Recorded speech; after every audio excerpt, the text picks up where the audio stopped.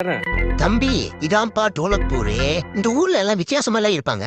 சரி சரி நான் பாத்துக்கிறேன். ஆமா நீங்க எந்த ஊரு? நானும் இந்த ஊர் தான் தம்பி.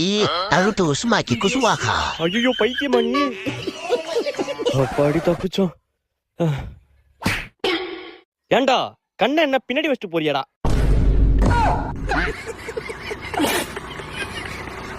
ஐயோ ஐயோ ஓரா ராஜகுமார். ஐயோ அப்பா அவ சொன்ன மாதிரியே எல்லாம் லூசு பையல. ஐயோ மறுபடியும் இவனா நம்ம கண்டுக்காம போயிடுவோம்.